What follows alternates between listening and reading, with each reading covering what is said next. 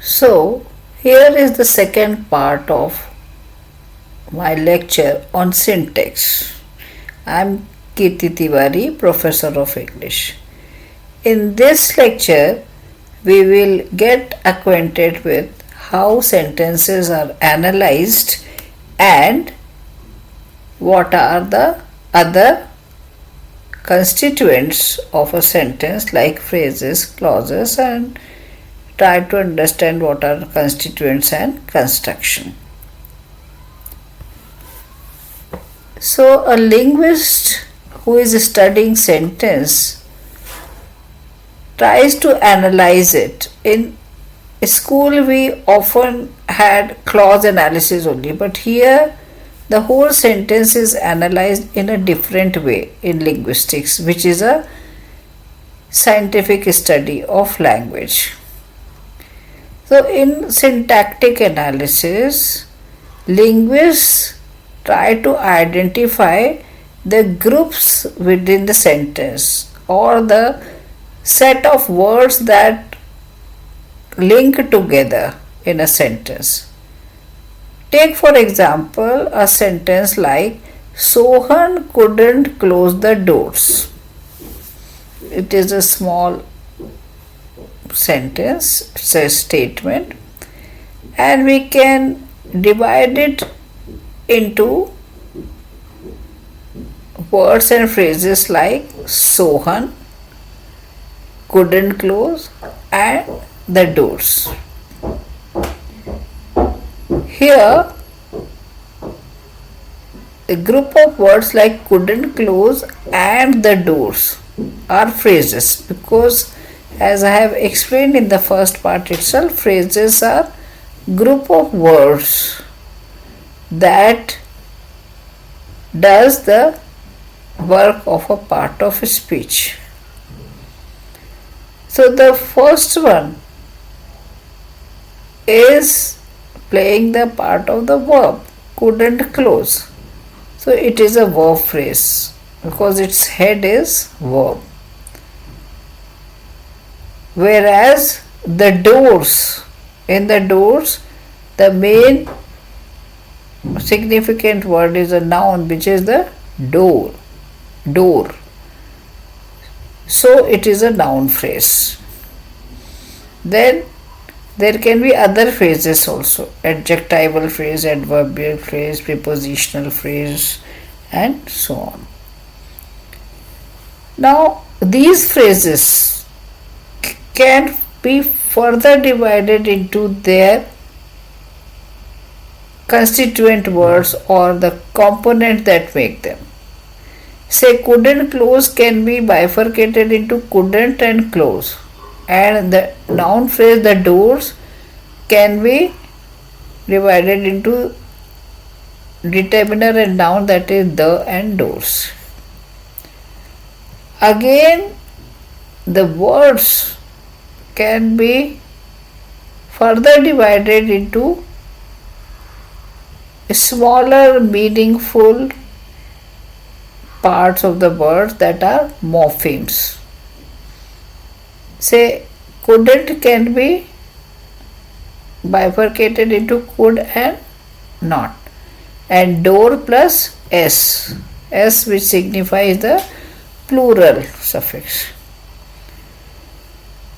So this is a description of sentence as the hierarchy or level of rank that we have studied in the previous lecture, that there are 5 rank hierarchy in a sentence. The highest is sentence, then comes clauses, then come phrases, then words, and the lowest is morphemes. Now, phrases, as I have said, can express a central element or they can have a head, and such phrases that have a central element, they are called endocentric phrases.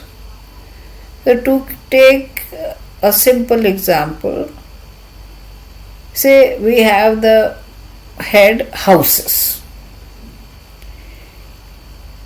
Houses indicate nothing, just simply houses. But if we add the, that means the particular houses. So now it becomes the houses. We can further expand it as the big houses, means the houses, the particular houses that are big. Then all the big houses, not one or two, but all the big houses. And then again we can extend by adding houses location, all the big houses in the city. So the structure of the phrase can be all the big houses in the city. Now here head is the houses, and the words that go before it, that is all the big, they are the pre-modification of the word or the element houses. Whereas words that follow in the city, that is known as post-modification. There are some phrases that cannot be analyzed as above, and they are called exocentric. Then we come to clauses. Clauses are larger than phrases because they have a subject and predicate of their own. Sometimes the independent clauses act as full sentence. So let us take up a clause. Rajiv opened the windows, but Sohan couldn't open the doors. So here we have two clauses. Sentence is one, but we have two larger units. Say Rajiv is the subject, opened the windows is the predicate, and then Sohan is the subject and couldn't open the door. So they are two sentences joined by but, which is conjunction. And because both of them are independent clauses, the conjunction is known as coordinating conjunction, and the clauses are coordinating clauses. Now, if we try to understand the structure of a clause, so in a clause there can be a subject and a verb. This can be followed by a complement, an object, and an adverb.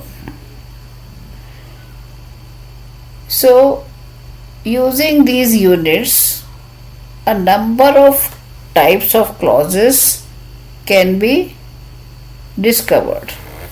Here are various types of clauses. You should read them again and again and you will understand that what kind of clauses are there. A simple clause is subject plus verb. The dog, subject, is running, verb. Or simply birds fly. Okay. So there is no need of third element. Subject and predicate. Single verb can be predicate. Then there can be subject, verb and object. The man, which is a noun and subject, verb is saw, and a cow, that is object. Then the third type is subject, verb and component. The car is ready. The car is subject, is verb, and ready is complement. Then subject, verb and adverb. A picture lay on the ground. A picture is the subject, lay is the verb, on the ground is the adverb. Then there can be a subject and a verb followed by two objects. One can be direct and the other is indirect. I gave John a book. So I is the subject, gave is the verb. So what did I give? A book. Whom did I give? John. So here John and book are the two objects of the verb give. Then we can have subject, verb, object and component. He called Sohan a fool. He is the subject, called is the verb, Sohan is the object and this is complement. Then subject, verb, object and adverb. Seema is the subject, saw is the verb, Ram is the object, yesterday is adverb. So coordination is one of the two ways of making a sentence more complex. Then the other is known as subordination. That is, one is independent and other are dependent on the main. So coordinating clauses are of equal status, whereas the subordinate clauses depend on the main clause for their full meaning. Then an important term that we should understand in syntax or in phrase structure grammar or even in doing IC analysis, means analysis of immediate constituents, that is construction. So construction, the sentence can be a construction and the other parts can also be construction. So what is construction? So a construction is a meaningful group of words or morphemes. Means you can't just jumble the words together, 4 or 5 words, and say that I have constructed. No, that group should be in proper order and give some meaning. So for example, the old man who lives there has gone to his son's house. So the whole sentence is a single construction, because we have, just as in building we have different bricks and they will pile up and then construct a building. Similarly here we have words arranged in proper order, giving out particular meaning, and so it is a construction. Within this construction there are small constructions also. Say for instance, if we take up the first part, the old man who lives there.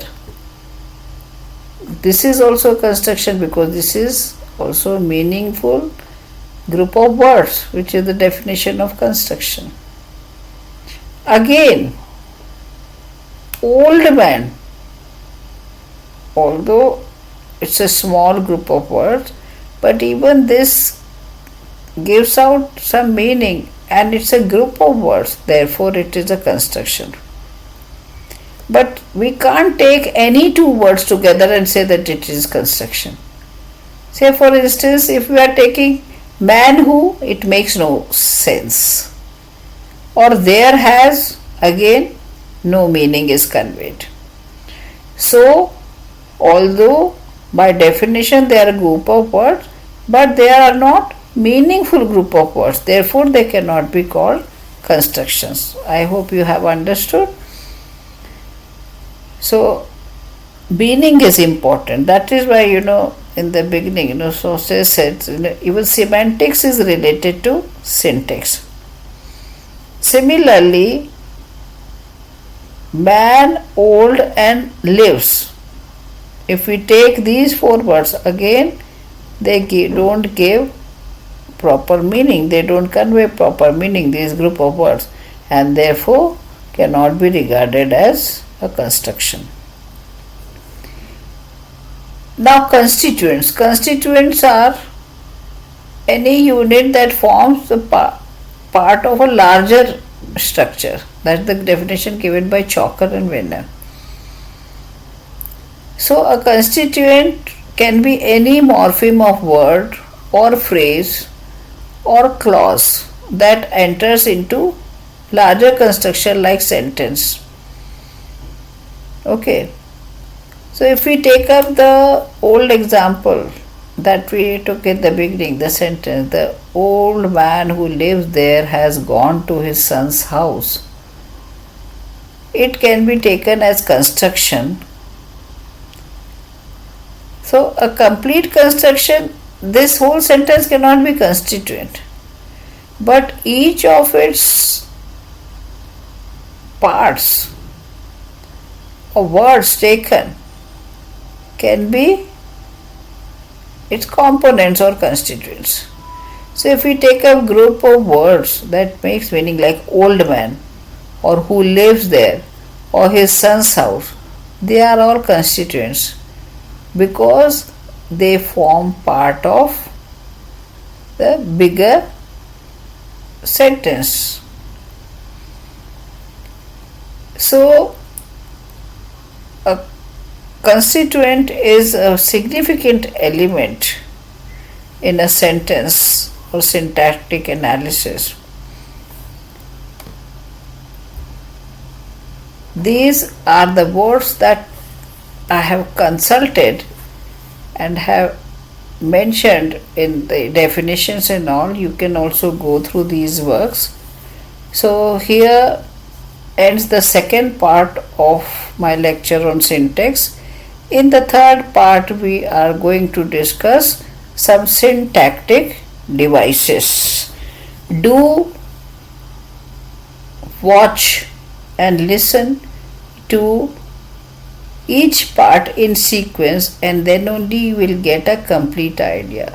I have divided it into smaller parts so that it is easy to grasp and comprehend or understand.